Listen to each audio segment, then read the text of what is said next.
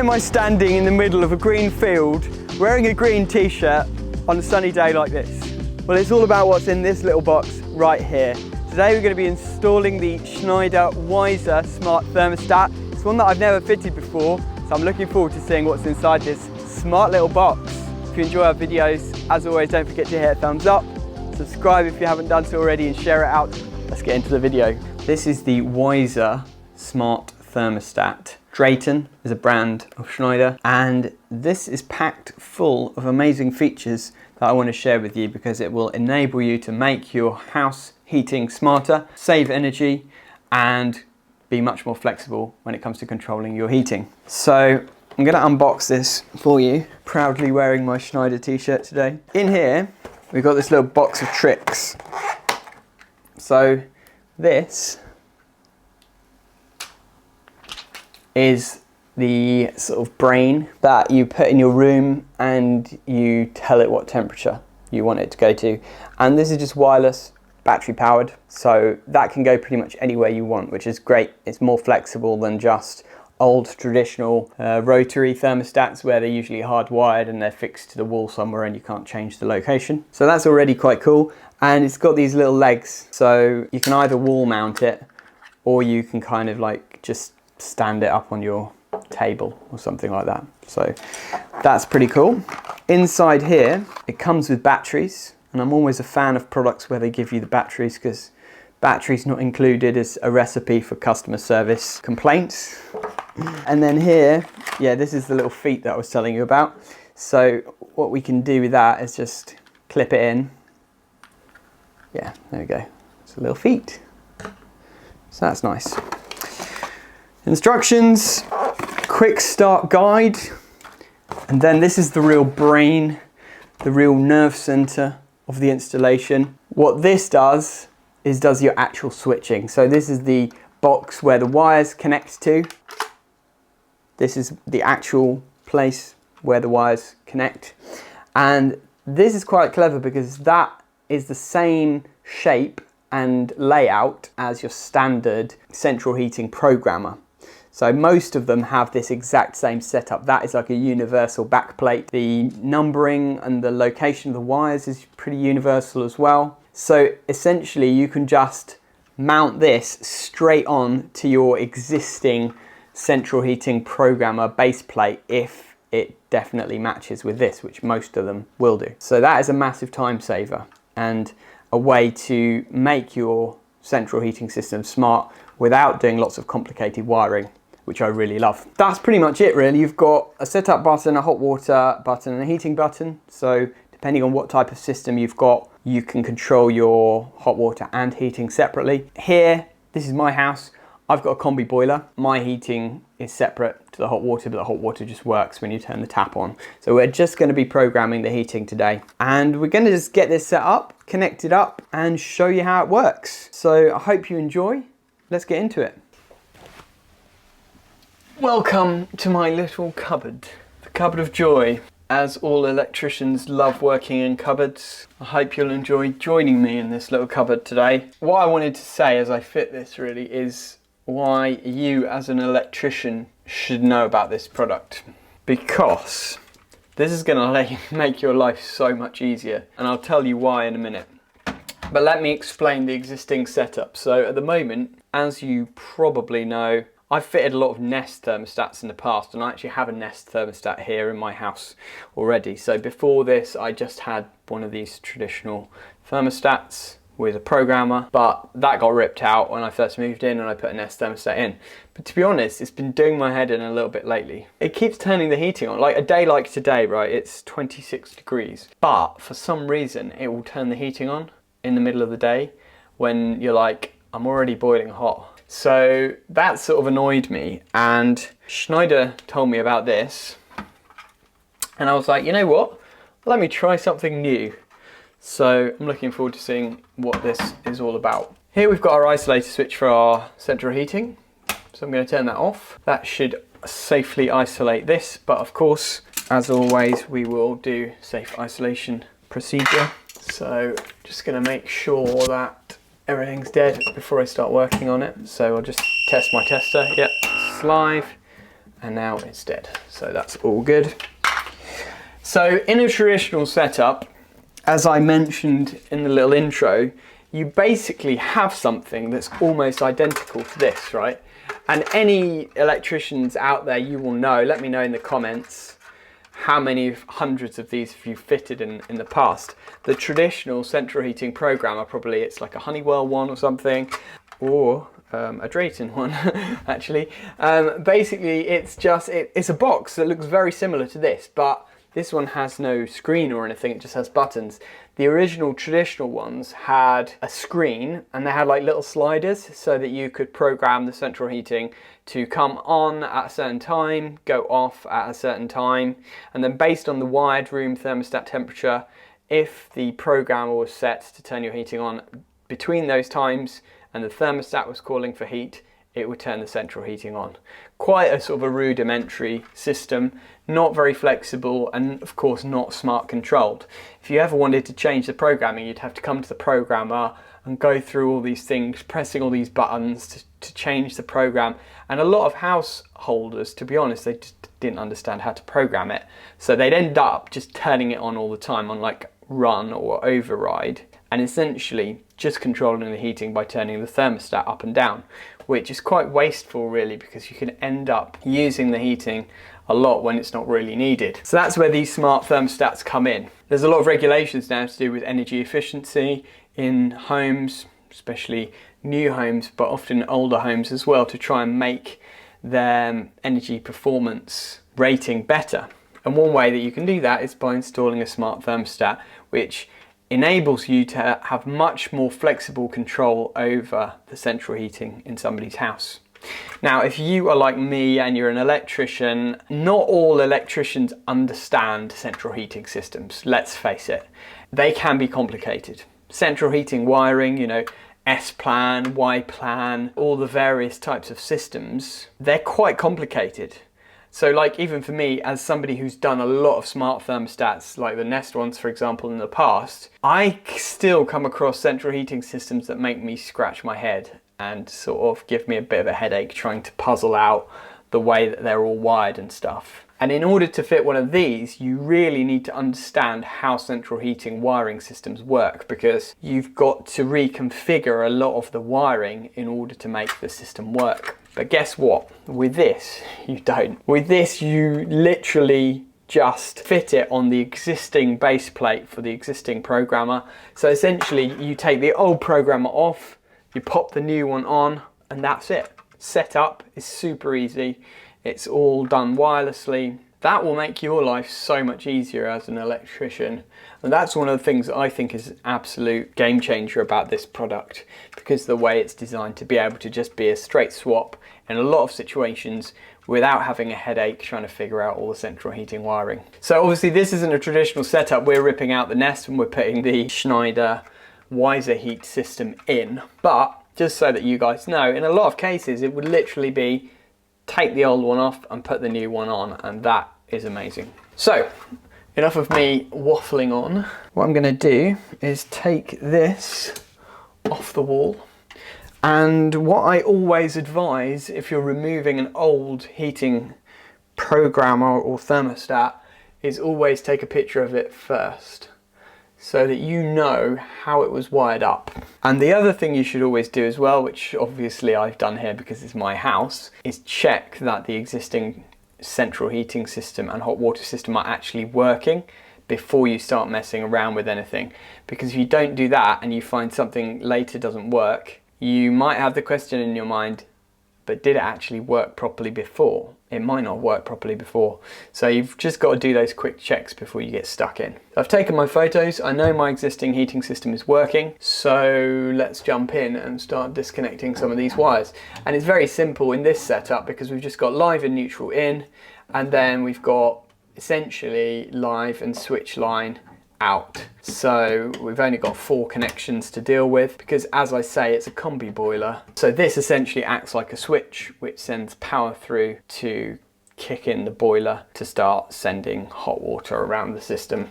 That's all it's doing basically. It's like a smart relay box. So I'm pulling these wires out. My number 2 was my permanent live, and this one was my switch live, and then obviously live and neutral in. I'm going to undo the cord grip here and just make sure that I don't confuse these two cables. So that is my cool for heat basically, and this is my power in. And then we can just take this whole thing off the wall. I think this is possibly the easiest smart thermostat install I will ever have done, because so little to it really in this particular case. That's the Nest off the wall. All I've got to do is mount this, and you've got your little cable entries in the bottom here, just like the previous one. So I can line that up and I can reuse one of the fixing holes, and then I just need one more fixing here in order to get that to fit. But what I need to check is to make sure that the base, oh okay, no, the base goes on this side, so actually my cables are not going to be long enough. I can put it sideways, but it's not really going to look very good. Do I have any cable in the car? Here's one I prepared earlier. The professional Schneider Ultimate installer here didn't have any cable lying around. If you watch the channel a lot, you'll know why. It's because I don't have a van at the moment. I'm basically most of the time in the office, and all the cables and stuff are in the van where Corey is. But I found an old kettle in the loft, so I'm going to use this bit of kettle flex. I know it's black, so it doesn't match the other one. It's a bit annoying, but we're in a cupboard in my house, so I will forgive the electrician who installed this every time I come in the cupboard. So what we've got to do is replace this because it's too short. So I said it was going to be the easiest install ever, but it isn't because the cables are too short. But apart from that, it is still going to be a super easy install. So get rid of this. Oh, that's nice, isn't it? This is what you shouldn't do at home, kids. This is not me who did this original, by the way.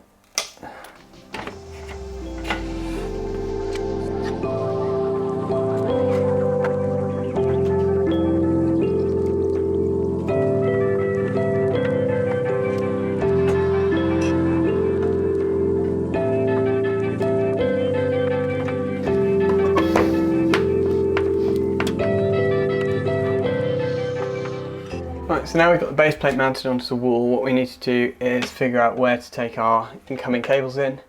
So in this case, this is now a little bit too long, but if I do that about that length, that'll be long enough there, then I can just run this in, up, into there, and that'll be kind of long enough. So I'm going to strip that back about here. Tool of the day, this is. Really great little thing. This helps a lot when you're installing flex. I'll leave a link in the description. So I'm going to nip this off. So we're just going to remove that little thing. That is our cable entry. This is our feed-in cable, and it's a class 2 item, so but there is an earth terminal there, so we'll just terminate the CPC in there, and then we've got our live and neutral, or line and neutral connections in there. And what I usually like to do is leave a little loop of spare cable, just because you never know in the future if you might need to change it. And the other thing I usually do, but I don't have it with me today, is put ferrules on these. You should really put ferrules on these if you're doing flexible cables.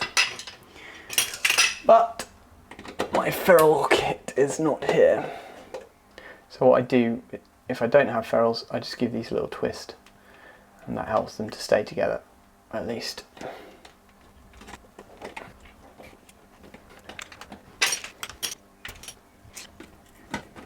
That's that.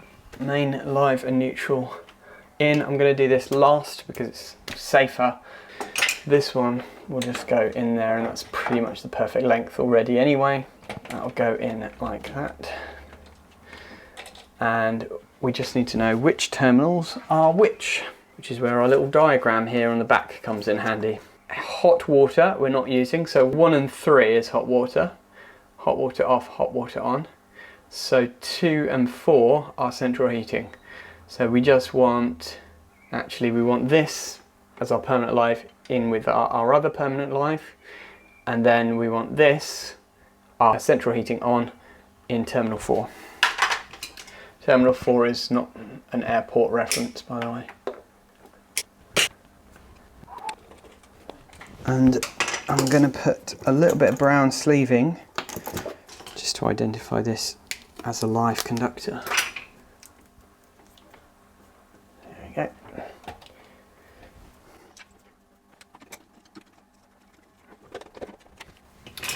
And that is it in terms of connections. About as easy as you can get, really. Pop those back there to make sure that none of the wires are going to get pinched when we put the cover on. And then literally this is just going to slide down. Move these wires out of the way. This is literally going to slide down and click on, and that's about as easy as it gets. Now I've shot myself in the foot slightly here because I'm mounting it so close to these. It's hard to get these little screws screwed in, so that's a classic mistake. These retaining screws at the bottom, I can do it with a short, like tiny little screwdriver, but ideally you probably want to mount it a little bit higher away from any other equipment so that you don't kind of get stuck trying to do the screws up in the bottom. That will just about go. So this.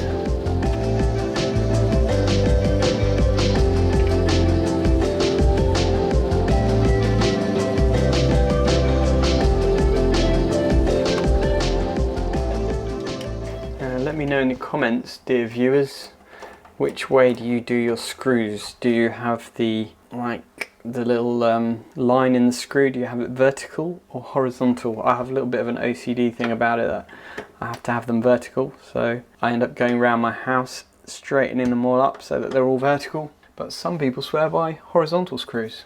Let me know your thoughts. So that is it. We are wired up. All that we've got to do now is turn our power on.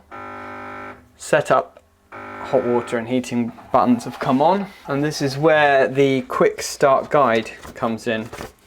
Another thing electricians want to know when they're installing products like this, let's face it, is how easy is it to set up, because it's nothing worse than having to faff around with all these complicated apps and things like that to get something to actually work.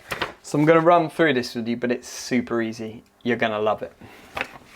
So here we are at my chosen thermostat location in my living room, and the first step according to the instructions is install. Well, we've done that. Now download. So we're going to download the Wiser app. We should come up with Wiser Heat. There we go. That looks like the right one. So we click get, and because I have super fast internet, it's already downloaded. So we're going to open that up. It wants to find and connect to devices on my local network. That's fine. Get started.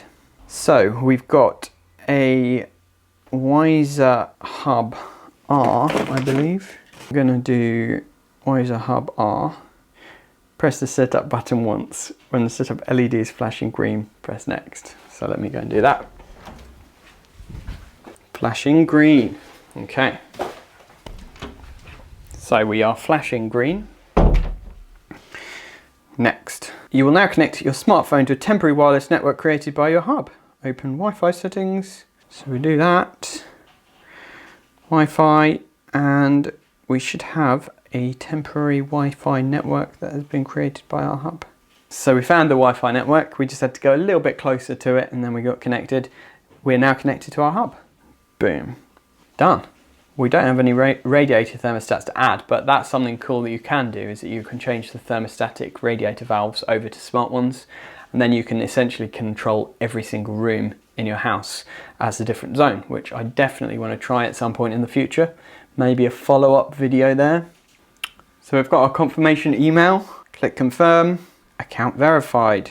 Now we flick back into the app. Checking cloud status, about my home. So we need to put my address in. Pairing, checking cloud status, done. So, Wiser Heat 4.6.0, what is new? What's the temperature in the kitchen? You'll now find an easier way to link your voice assistants in the settings page. So we'll allow notifications, and here we go. It's telling us that in the living room, it is 25.5 degrees, which is what it says on there. If I raise the temperature up on here to above that, my heating will start to kick in. Easy as that. And you can set a schedule. So if I click edit schedule, I can see that it's got a standard schedule already programmed into it, which is nice. So you've got like 6:30 to 8:30 in the morning, and then 4:30 to 10:30 at night, and it sets it at 19 in the morning and 20 in the evening. So I think that's about right. On the weekends, it raises the temperature up slightly during the day because it imagines that most people are around at the weekends. But we can just adjust it really easily by clicking on the scheduler and just changing the temperature or changing time, and it will adjust the schedule accordingly. So super easy.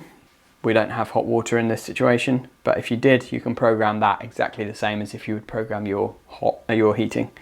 But I'm just going to turn my temperature down now because I really don't want it to get any hotter in here.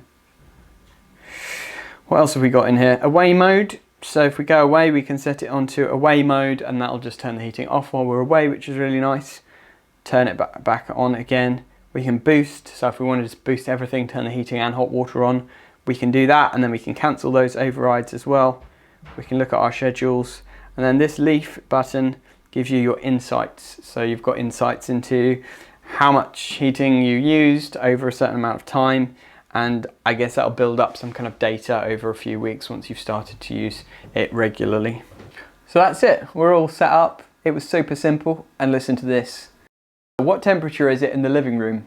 The living room thermostat temperature is 25.5 degrees. Turn the heating on in the living room. It's set to heat. There we go. Let's turn the temperature up. Amazing. So that's it, guys. Super simple, smart thermostat that's easy for any electrician to install. I think this is a game changer just from the fact that it's so super simple. It's reasonably priced as well. It's easy to set up. What more could you want from a smart thermostat, really? That's my alarm. It's time to go. But thank you for joining us for this episode of Artisan Electrics. If you have enjoyed our video and you've not subscribed yet, why not? Hit that subscribe button, hit the notification bell so that you don't miss out on future videos.